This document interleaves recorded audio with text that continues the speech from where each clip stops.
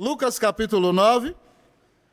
Para quem está chegando hoje, eu já comecei a série de sermões em janeiro deste ano, que é sobre os milagres de Jesus. Os nossos grupos familiares, quando começarem, vão estudar os milagres de Jesus, porque é o texto referente ao sermão estudado no domingo. E eu convido você a abrir comigo as Escrituras em Lucas 9 e colocar-se de pé. Nós vamos ler a palavra do Senhor a partir do versículo de número 10. Deixe-me colocar isso aqui no modo avião. Já está, que bênção. Lucas capítulo 9. Eu convido você a que leia comigo a partir do versículo de número 10. Meio-dia, assim diz a palavra do Senhor. Ao regressarem os apóstolos, relataram a Jesus tudo o que tinham feito. E levando-os consigo, retirou-se à parte para uma cidade chamada Betsaida. Mas as multidões, ao saberem, seguiram-no. Acolhendo-as, falava-lhes a respeito do reino de Deus e socorria os que tinham necessidade de cura. Mas o dia começava a declinar. Então se aproximaram os 12 e lhe disseram: despede a multidão, para que indo às aldeias e campos circunvizinhos se hospedem e achem alimento, pois estamos aqui em lugar deserto. Ele, porém, lhes disse: dai-lhe vós mesmos de comer. Responderam eles: não temos mais que 5 pães ou 2 peixes, salvo se nós mesmos formos comprar comida para todo esse povo. Porque estavam ali cerca de 5.000 homens. Então disse aos discípulos: fazei-os sentar em grupos de 50.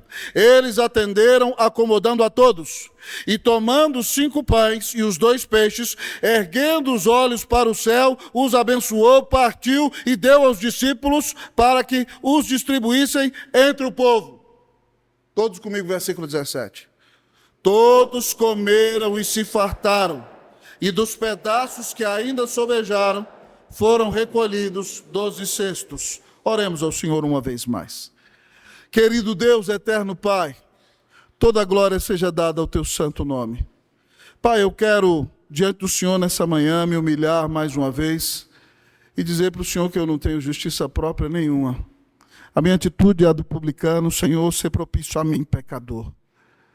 Pai, o Senhor sabe como temos vivido dias abençoados nesta igreja. Consequentemente, dias muito intensos. E, ó Pai, isso exige de nós toda a força. Mas eu quero dizer para o Senhor que este pregador, pequenino pecador, é totalmente dependente do Senhor nessa manhã. Mas não somente, ó Pai, este que fala contigo, mas todo este rebanho, todo este povo pertence ao Senhor, porque foi comprado pelo sangue de Jesus. Então, Deus, livra-nos de nós mesmos neste momento. Pai, não nos deixa perder a majestade deste momento. Na Igreja Reformada, nós cremos que o culto é o momento de intimidade do noivo com a noiva. E a pregação é o momento no qual o noivo, o próprio Senhor Jesus, fala com a noiva. Então, Senhor, dá-nos graça para ouvirmos como quem ouve o próprio Senhor Jesus falando conosco. Que o Teu Espírito Santo nos dê iluminação, nos encha da Sua presença, aqueça o nosso peito, e que nós, ó Deus, ó Pai, percebamos a presença graciosa de Jesus aqui. Fala ao nosso coração, Deus, abençoa a nossa vida, e prepara-nos, Deus, para todas as bênçãos que o Senhor tem para nós. Nós estamos esperando, ó Deus, ó Pai, de Ti, crescimento exponencial em todas as áreas da nossa vida. Clamamos a Tua bênção e oramos em nome de Jesus. Amém. A igreja pode sentar-se.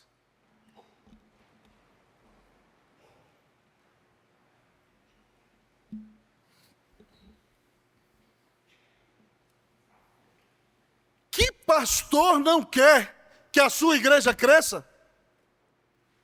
Se ele ama Jesus, se ele ama as almas perdidas, se ele ama o rebanho, ele vai desejar com todo o seu ser a salvação dos eleitos de Deus, para que mais povo de Deus esteja reunido e para que a igreja faça toda a diferença para a honra e para a glória de Jesus neste mundo.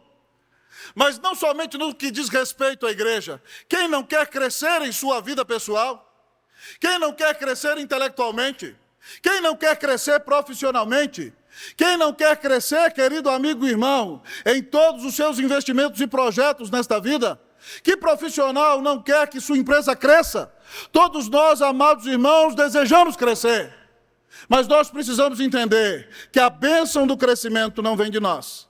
Ela vem de um Deus que cria todas as coisas e resolve dar ao seu povo a bênção do crescimento.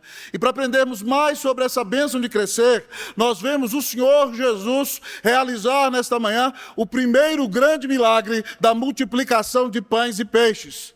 Mas não perca de vista comigo, o personagem central do texto é o próprio Senhor Jesus. E neste ano eu estou pregando nos milagres de Jesus para que contemplemos a glória do Senhor revelada na face de Cristo. E ao conhecermos seus milagres, o admiremos mais, o adoremos mais, o amemos mais, nos consagremos mais a Ele. Sejamos mais cheios do Espírito e mais parecidos com Ele. E nos tornemos uma bênção maravilhosa em suas mãos. Mais uma vez, Cristo manifesta a sua glória aqui neste texto. E o faz através da multiplicação de pães e peixes. Jesus tinha mandado seus discípulos irmãos, os 12, numa viagem missionária. Marcos, no texto paralelo deste evangelho, conta que eles vão de 2 em 2. E o Senhor Jesus deu para eles autoridade para pregar, para expulsar demônios e para realizar muitas curas. E Deus os abençoou muito. Quando eles voltaram daquela viagem missionária, Herodes está impactado, querendo saber qual é a razão daquele avivamento. E algumas pessoas começam a dizer que João Batista ressuscitou. E o próprio Herodes disse: eu mandei matar João Batista, mas quem é esse? E Jesus, vendo, irmãos, o risco de ser confundido com João Batista, e querendo dar aos discípulos um descanso, entra no barco e vai para Betsaida. E quando ele chega ali, a palavra de Deus nos diz, irmãos, que a multidão foi por terra. Betsaida era um lugar deserto, era o interior daquela região da Galileia. A multidão chegou na frente.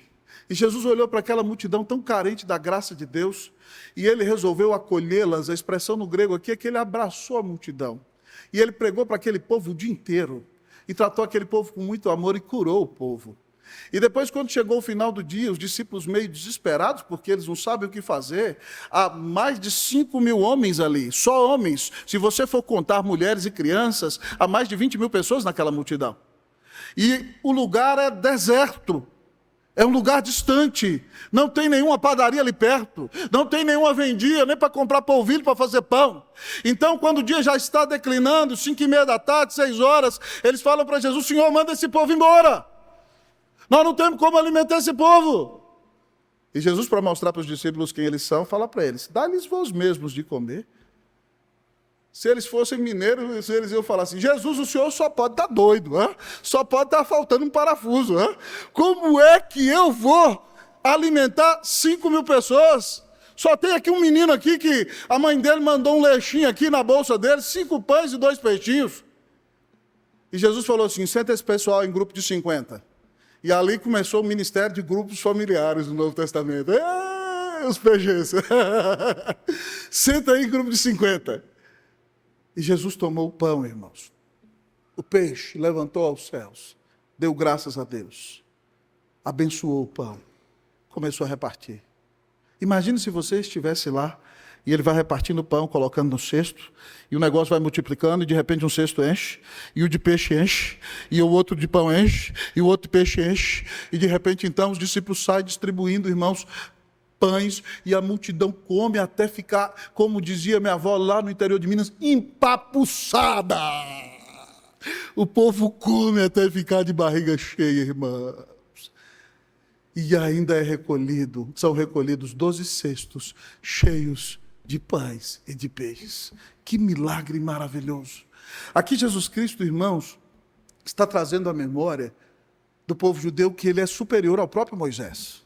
Porque Moisés orou e Deus mandou o maná no deserto. Mas aqui Jesus é quem multiplica os próprios pães Então ele é Deus e homem. Assim ele revela a sua glória. Que texto maravilhoso. Mas talvez você me pergunte, pastor, e para mim? O que esse texto tem para mim? Hoje então nós vamos aprender que lições esse texto tem para nós. O texto nos apresenta as lições da multiplicação. E eu espero sinceramente que você que deseja ter um crescimento espiritual abundante em sua vida, que você que deseja ver sua família crescendo no relacionamento com o Senhor, que você que deseja ser alguém que é um instrumento, um impacto no reino de Deus, alguém que dá fruto, você que deseja ver a bênção de Deus se manifestando na sua empresa, no seu trabalho, você que deseja ser um instrumento para ganhar almas, escancare bem as janelas da mente e abra bem os portões do coração, porque Jesus quer nos ensinar nessa manhã as lições da multiplicação. Inicialmente ele nos ensina uma lição. Qual é a lição, pastor? A lição é descanso. Qual a primeira lição da multiplicação, pastor? Descanso. Vocês se lembram que ele mandou os discípulos para uma grande viagem missionária. Eles querem prestar contas ao Senhor. No texto paralelo a esse, Marcos diz que eles estão trabalhando tanto. O ministério é assim, irmão, é um trabalho que nunca tem fim, que os discípulos não têm nem tempo para comer. Eles não estão conseguindo nem parar para almoçar. O tanto de gente que está procurando Jesus, os seus missionários, para ouvir pregação, para aconselhamento, está um frenesi muito grande. Então Jesus entra no barco e falou, pessoal, já era, vamos parar tudo aqui, nós vamos descansar. É isso que diz o versículo 10. Vamos ler todos juntos, versículo 10? O que diz o texto? Ao regressarem, os apóstolos relataram a Jesus tudo quanto tinham feito. E levando-os consigo, retirou-se à parte para uma cidade chamada Betsaida. Jesus levou os discípulos para um retiro. Com isso, o Senhor Jesus quer nos ensinar, amados irmãos, que se nós queremos ser um instrumento para que as bênçãos de Deus sejam multiplicadas em nossa vida, nós temos que descansar. Nós temos que descansar no Senhor, não tendo um coração ansioso, e descansar também em nosso corpo, porque nós não somos deuses e nós não conseguimos fazer todas as coisas. É impressionante você perceber que o salmista que confia no Senhor, quando vai dormir, não fica ansioso. Ele diz o que no Salmo 4:8? Os meninos sabiam lá em casa de cor. Será que ainda sabem quando íamos dormir? Em paz me deito e logo pego no... Porque só tu, Senhor, me fazes repousar seguro. Só pode deitar em paz quem confia no Senhor. Mas quando você olha para o Antigo Testamento, a Bíblia diz que Deus criou o mundo em 6 dias, e no 7º ele descansou. A palavra usada para dia de descanso é Shabá. Deus é o nosso descanso. E quando o povo estava no deserto, Deus prometeu que eles iam entrar no Shabá. A terra prometida era lugar de descanso. Depois que o Senhor Jesus vem, amados irmãos, morre na cruz e ressuscita, Ele mesmo inaugura o primeiro culto com seus discípulos no primeiro dia da semana, que é o dia da sua ressurreição. No Antigo Testamento, o dia do descanso, o Shabá, o dia do Senhor, era o 7º. Mas no Novo Testamento, nós não terminamos descansando. Depois que Jesus morre, ressuscita e faz o seu trabalho, nós começamos com descanso. O descanso é no primeiro dia da semana, porque Jesus ressuscitou, nós agora descansamos nele. E se você estuda bem a carta aos Hebreus, a Bíblia diz que ele é o nosso Shabá.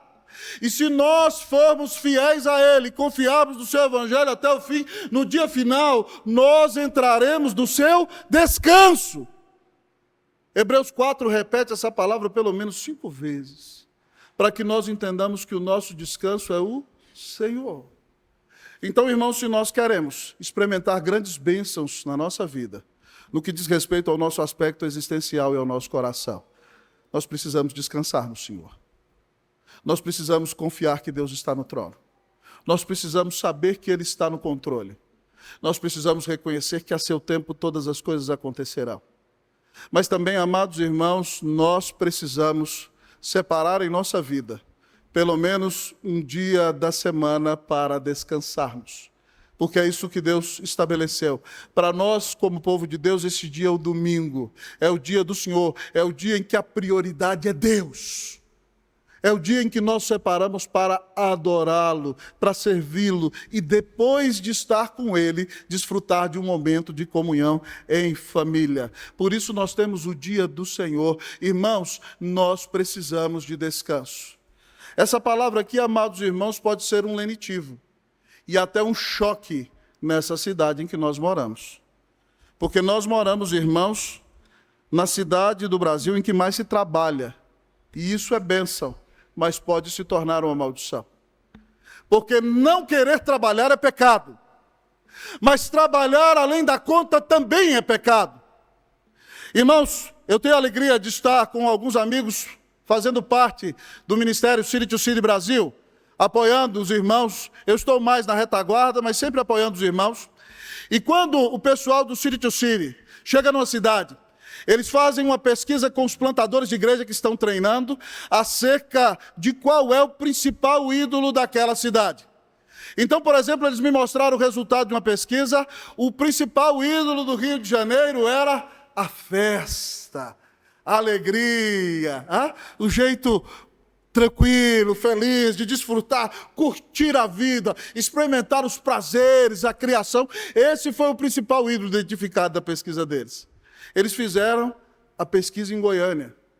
Um dos principais ídolos para o goiano é o que o outro pensa. O goiano pode estar quebrado, sem nenhum dinheiro no banco, morando numa casa feia, mas se ele anda numa BMW, está tudo bem. Todo mundo vê que ele está bem. Essa era a idolatria do goiano. E sabe qual era a idolatria do paulistano? Na pesquisa que eles fizeram? Você sabe? Qual é?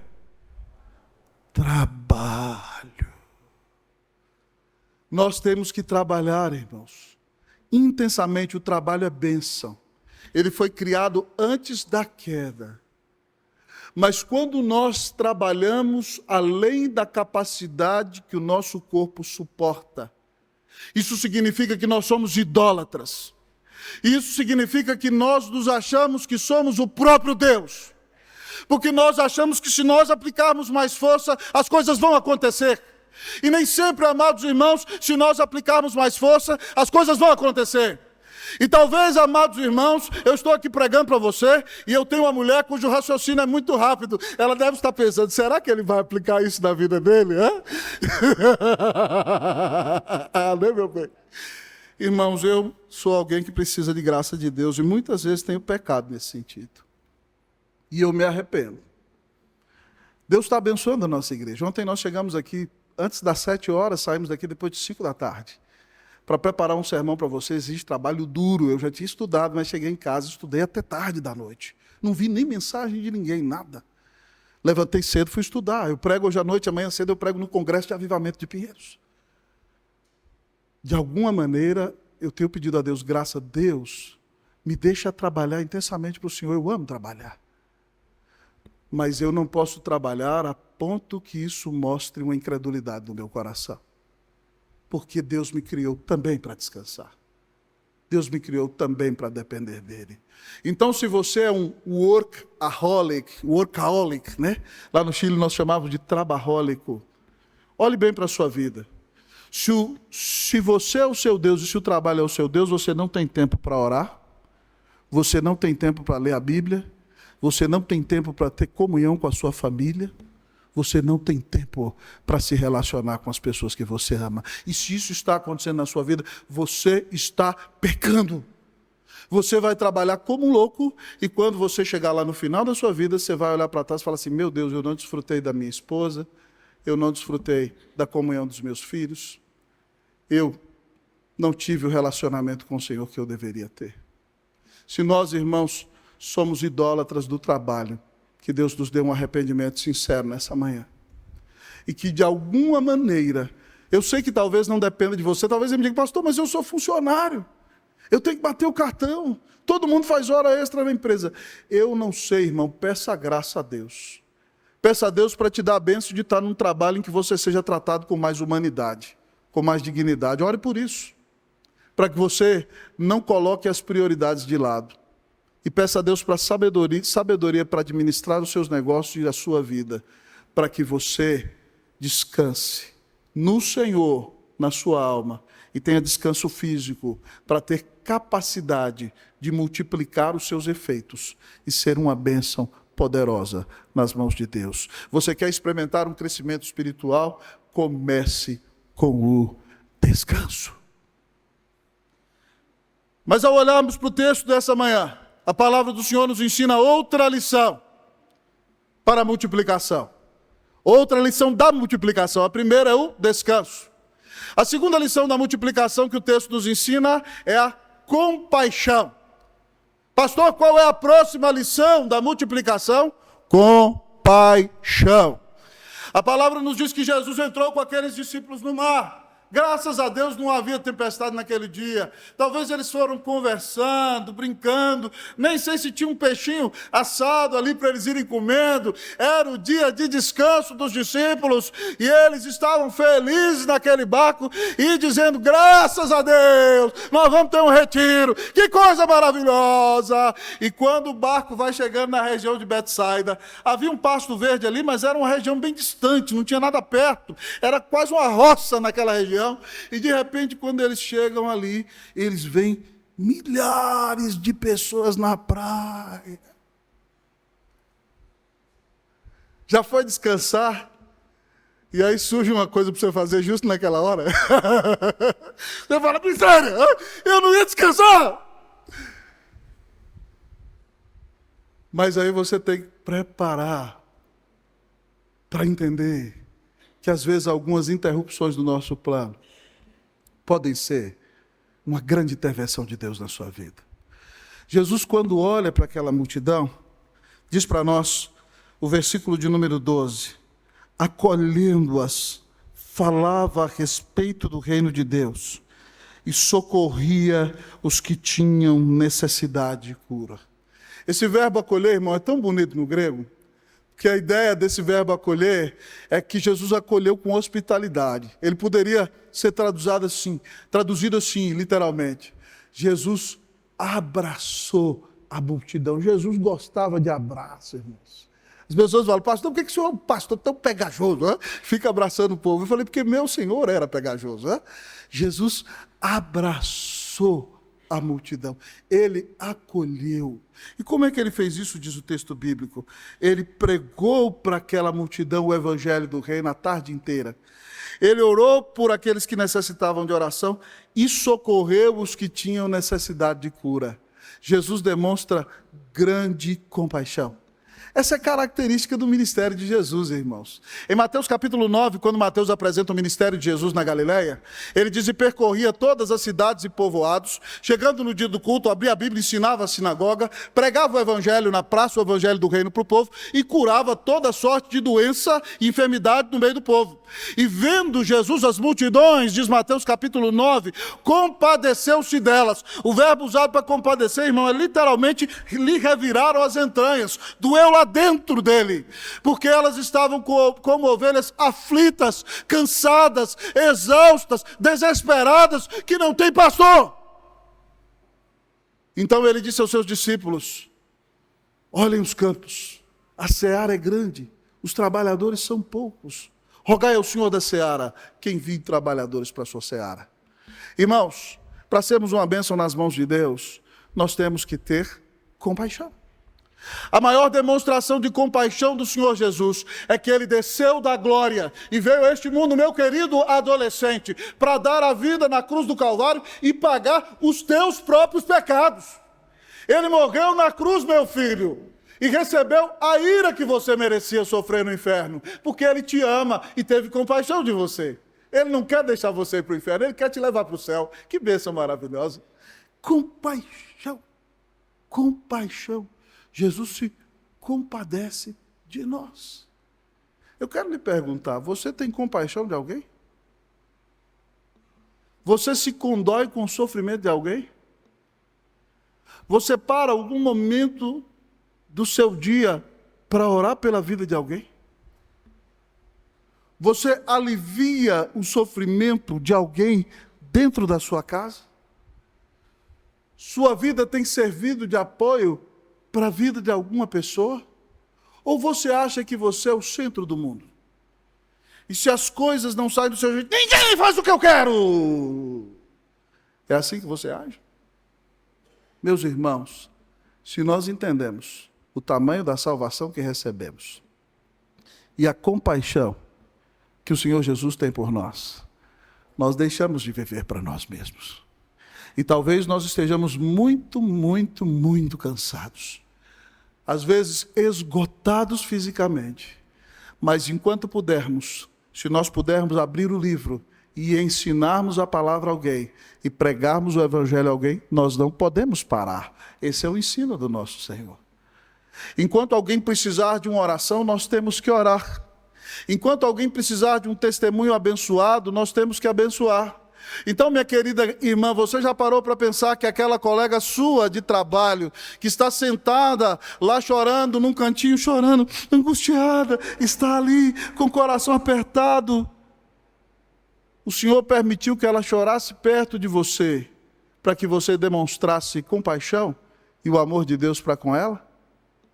Você já perguntou para ela, amiga, o que você tem? Eu posso fazer uma oração por você? Eu posso ser uma bênção na sua vida? E queridos amigos e irmãos, quando nós entendemos que nossos familiares, que nossos amigos sem Jesus estão caminhando a passos largos para o inferno, nós temos que nos compadecer deles e falar de Jesus para eles, porque os nossos amigos só poderão ser salvos se eles ouvirem do grande amor de Deus, que mandou o seu único filho morrer na cruz do Calvário para pagar os nossos pecados. E eu não estou lá na sua empresa, eu não estou lá no seu bairro, a equipe pastoral não está na universidade em que você estuda, não está na repartição pública em que você trabalha, é você que é representante de Jesus ali. E aquelas pessoas que estão ali precisam saber que é um Deus de amor, que é um Salvador, que deu a vida na cruz para pagar os pecados de todos aqueles que nele creem. E Deus chamou você para ter compaixão dos seus amigos, para que eles recebam a mesma vida eterna, para que eles recebam o mesmo perdão de pecados, para que eles tenham a mesma bênção da paz com Deus que você tem. Por que você não tem amado os seus amigos? Por que você não tem se compadecido deles? Por que você não tem compartilhado com eles o evangelho que pode mudar a vida deles? O Senhor tem sido tão compassivo com você. Oh, meu querido irmão, se você não tem falado de Jesus, eu oro a Deus para que Ele quebrante a dureza do seu coração. E que nesse ano você faça um propósito diante de Deus. Senhor, eu quero demonstrar compaixão pelos perdidos. Eu quero anunciar a eles o quanto o Senhor nos amou e deu teu Filho na cruz para nos salvar. Obviamente, nós demonstramos compaixão pregando o Evangelho e também ajudando aqueles que necessitam de apoio. Graças a Deus, nossa igreja, para a glória de Deus, é um centro de ajuda ao necessitado.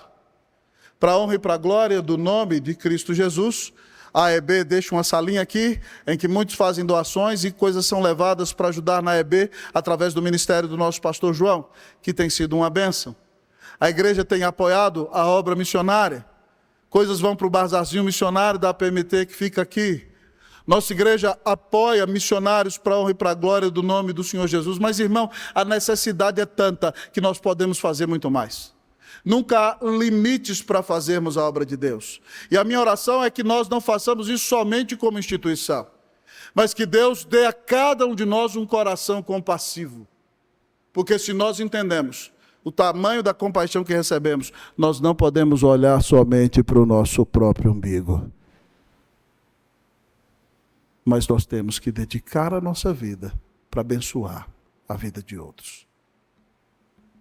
Você quer experimentar crescimento em sua vida? Descanse no Senhor. Tenha um coração compassivo. Pastor, que outra lição há da multiplicação? Ao olharmos para o texto, amados irmãos, a palavra do Senhor nos ensina, em terceiro lugar, que a terceira lição da multiplicação é a limitação. Terceira lição da multiplicação é a limitação. É isso que Jesus quer ensinar para nós. Chegou o fim da tarde, os discípulos, Senhor, manda esse povo embora! Como é que nós vamos dar de comer para esse povo? Jesus, irmãos, para prová-los, né? Eu imagino assim, até com um sorrisinho de canto. Dá-lhes vós mesmos de comer. Alguém lá, mas Senhor, como é que nós vamos dar de comer para esse povo, Senhor? Nem com 2.000 denários, né? Nem com 200 denários, o salário de 200 dias de trabalho, nós conseguiríamos pagar pão para essa multidão inteira. E outra coisa, não tem nenhuma vendinha aqui para a gente comprar pão para eles. Jesus vira para eles, o que vocês têm aí? E aí André vira e fala assim, ó, tem um menino ali, que a mãe dele, uma calvinista precavida, brincando, irmãos, ele não falou assim não. Uma judia fiel, mandou um lanchinho para o menino, 5 pães e 2 peixinhos. E Jesus vai usar isso aí. Mas é impressionante que Jesus mostra para os discípulos a limitação deles. Eu e você precisamos aprender que nós somos limitados. Nós não temos a capacidade de alimentar toda a multidão. Nós não temos a capacidade de transformar a vida de todas as pessoas. Nós não temos a capacidade de fazer todos os trabalhos que precisam ser feitos. É por isso que nós trabalhamos no corpo de Cristo e dividimos os trabalhos para a honra e para a glória do nome de Jesus. É por isso que cada um de nós tem uma missão distinta e um chamado distinto, porque nós temos que fazer aquilo que Deus nos confiou para que façamos. Mas mesmo naquilo que Deus nos confiou para que façamos, nós não podemos ser soberbos, irmãos. Nós somos limitados, nós não somos Deus, nós não temos o poder de transformar a vida e o coração de ninguém. Nós devemos ser totalmente dependentes do Senhor. Foi isso que Jesus mostrou para eles. Eles não podiam fazer nada. E Jesus disse claramente para você e para mim, em João 15,5, eu sou a videira, ele disse, vocês são os ramos, quem estiver ligado em mim e eu nele, esse dá muito fruto. E aí ele diz, sem mim nada podeis fazer. Nós precisamos depender dele, irmão. Paulo já entendeu muito bem isso quando escreve para os Coríntios. Ele diz, pessoal, eu plantei essa igreja aí, ó. Cheguei, ele diz assim, fui eu quem plantei. Apolo, grande pregador, depois veio e regou, pregando a palavra. Mas sabe quem deu o crescimento? Ele diz 1 Coríntios 3,6, eu plantei, Apolo regou, mas o crescimento veio de Deus. É Deus quem faz a igreja crescer. Ele usa a sua palavra, mas toda a glória tem que ser dele. E nós temos então que reconhecer a nossa limitação. E ao reconhecermos a nossa limitação, nós então vamos orar mais. Nós vamos separar tempo para invocar a presença do Senhor. Irmãos, eu tenho clamado a Deus todos os dias da minha vida. Eu tenho dito, Senhor, eu nunca quero subir no púlpito sem ter comparecido de joelhos à sala do trono.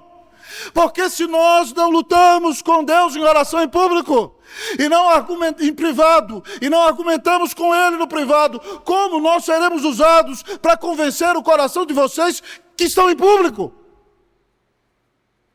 Nós precisamos de Jesus. Sem oração, nada acontece, irmão. E Deus nos deixa chegar em determinado momento da nossa vida para que nós entendamos que é Ele. Quem é mais velho de unido aqui me ouviu contar que quando nós construímos o templo do Guará 2 para 700 pessoas, houve um momento que o dinheiro acabou. Deus nos deu a bênção de juntar 800 mil reais, nós fomos até o acabamento.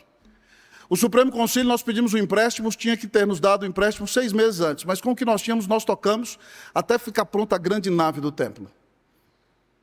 Mas nós tínhamos crédito lá no material de construção no Guará, e aí o presbítero administrador da igreja falou, pastor, eu vou comprar. A grana do Supremo Conselho vai chegar daqui uma semana, então eu vou botar o prazo para pagar em 3 semanas. E a grana do Supremo Conselho não chegou com uma semana, não chegou com 2. E chegou na 3ª, no dia de pagar, não chegou. E aí eu já tinha ligado naquela semana para o amado presbítero que cuida disso na IPB. Eles nos emprestaram R$1 milhão, entregue em 7 vezes, e nós pagamos em 5 anos. E aí a tesoureira da igreja me liga numa sexta-feira e fala assim, reverendo, essa igreja aqui sempre foi uma igreja séria. Nem um cheque da igreja nunca foi rejeitado. E agora, porque o senhor inventou de construir essa igreja aí, o nome da igreja vai para o serviço de proteção ao crédito. Nós temos que pagar 60 mil, pastor, até 4 horas da tarde. E eu estou ligando para falar para o senhor, se vira, reverendo. Eu falei, irmã, não tem como me virar, não. Eu falei, já, irmão fulano de tal já emprestou 200 mil para a igreja. O outro já emprestou 300 mil. Eu não tenho cara de pau de pedir dinheiro para mais ninguém. Hein? Então, sabe o que nós podemos fazer, irmã? Ela, o quê, pastor? Vamos falar com quem manda? Ela, vamos, pastor. E nós oramos no telefone, irmãos. Era 3 horas. O banco fecha às 4, né? Na época a gente ia a banco. E nós oramos e falamos com o Senhor. Falei, Senhor, nós não temos como pagar. A obra é do Senhor. O Senhor tem que intervir. Para a glória de Deus.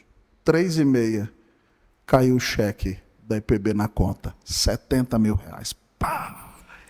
Ela me ligou, pastor, chorando, caiu dinheiro na conta, pastor, aleluia. Eu falei, glória a Deus, irmã, paga a conta e ainda a gente sobra 10 mil para o fim de semana. Louvado seja Deus. Tem hora, irmão, que é só na oração. A capacidade é de Deus. Então eu e você devemos nos humilhar. E se nós entendemos que somos limitados, nós vamos orar mais. Eu quero desafiar você, que 2024 você ore mais. Você ore mais pelo seu casamento. Que em 2024 você ore mais pelos seus filhos. Que em 2024 você ore mais pela vida espiritual dos seus filhos. Que em 2024 você ore mais por esta igreja. Que em 2024 você ore mais pela salvação dos eleitos. Que em 2024 você ore mais pela obra missionária. Que em 2024 você reconheça que sem Jesus você não é nada. Então você caia de joelhos e clame a intervenção de Deus na sua vida. E que ao orar, você veja os céus se abrirem, o Espírito Santo nos enchendo com poder. E para a honra e para a glória do Senhor, a terra tremerá e o inferno temerá. Quando Deus abrir os céus, sua graça nos dará de esperança nosso coração ele encherá. Que Deus faça de você um homem de oração. Em nome de Jesus. Amém. Pastor, qual é a próxima lição da multiplicação? Só fala a próxima se você falar a primeira. Qual foi a primeira? Qual foi a segunda? Qual foi a terceira? Sabe qual é a quarta? Gratidão. Jesus mandou todo mundo sentar. Primeira reunião de grupos familiares da Igreja de Cristo Jesus, 20 mil pessoas divididas em grupos de 50. E a palavra de Deus, irmãos, diz que eles acomodaram a todos, o versículo 15, e aí acontece uma cena maravilhosa. Jesus pega o pacotinho do menino com aqueles pães e com aqueles peixinhos, olha para os céus, diz o texto. E no versículo 15 diz, e tomando os 5 pães e os 2 peixes, erguendo os olhos para o céu, os abençoou, partiu e deu aos discípulos para que o distribuísse entre o povo. A palavra usada, irmãos, para abençoou aqui no grego, é a palavra de onde vem a nossa palavra elogio no português. É o verbo de onde vem eulogia, eulogel no grego. Significa que Jesus pegou o pão e agradeceu a Deus. Ele elogiou a Deus, o Pai. Pai, muito obrigado, porque o Senhor nunca nos falta. E o Senhor nos dá esse sustento.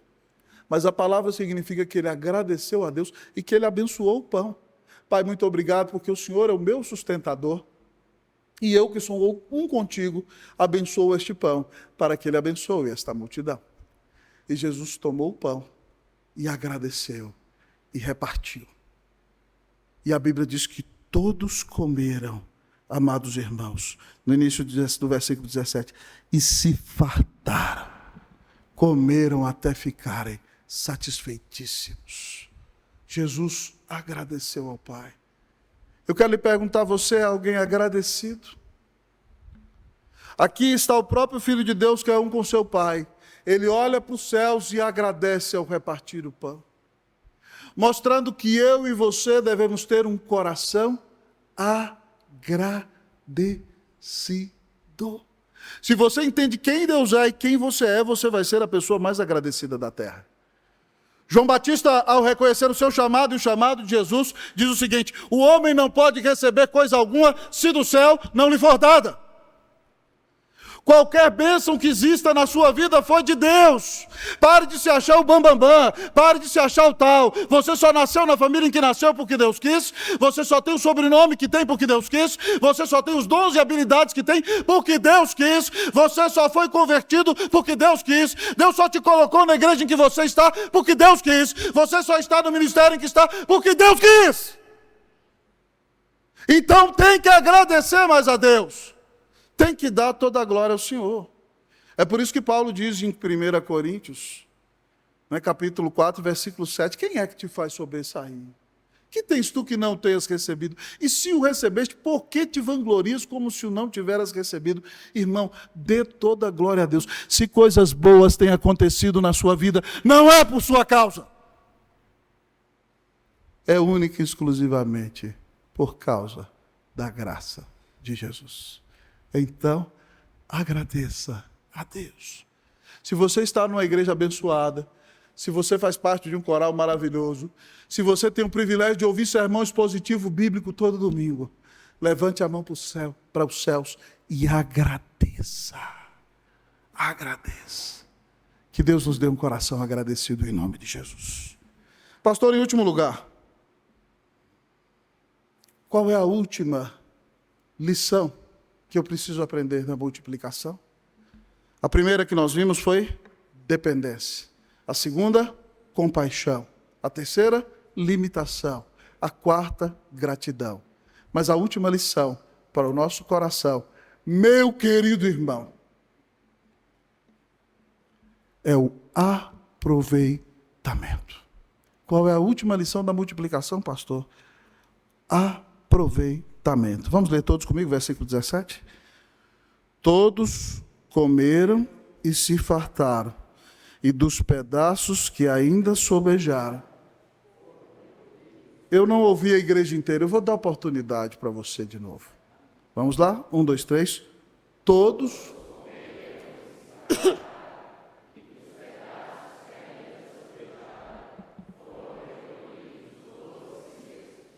Irmãos, sobrou. Glória a Deus. Deus não é um Deus canguinha. Deus não é um Deus miserável. Deus faz para sobrar. Deus é o Deus da fartura. O Senhor fez um milagre, o povo comeu e ainda sobraram 12 cestos cheios. Os discípulos recolheram aquele pão, irmão.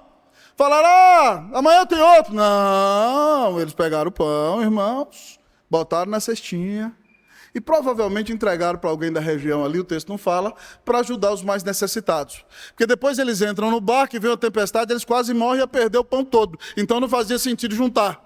Então eles juntaram aquele pão, irmão, para dizer que se nós queremos ser frutíferos, nós também temos que aproveitar até o último instante as bênçãos que Deus nos dá.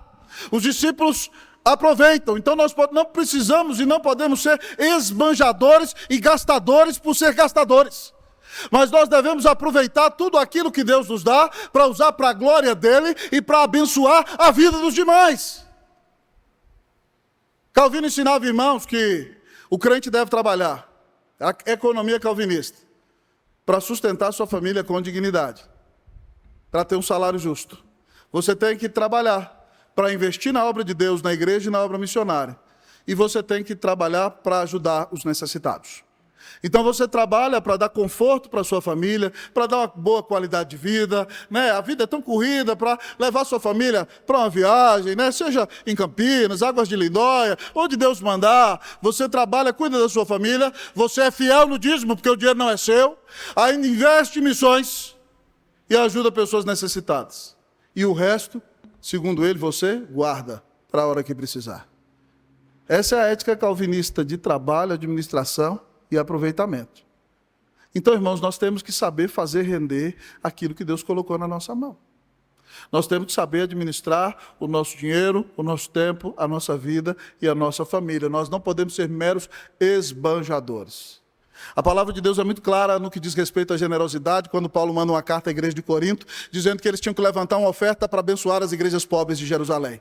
E Paulo usa como exemplo a igreja de Filipos, que era pobre, e ele diz, e eles sendo pobres deram mais do que a sua própria capacidade.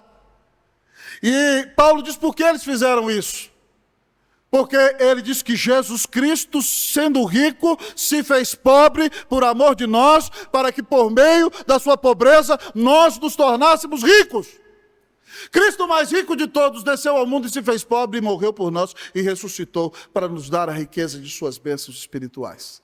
Então nós temos que pegar os recursos que Deus nos dá, irmãos, sustentar nossa família com dignidade, sermos fiéis dos dízimos e ofertas, investirmos na obra missionária, ajudarmos aqueles que necessitam, administrando nossos recursos para a glória de Deus, conscientes de que até a sobra que temos vem de Deus e deve ser usada para a honra e para a glória do nome do Senhor.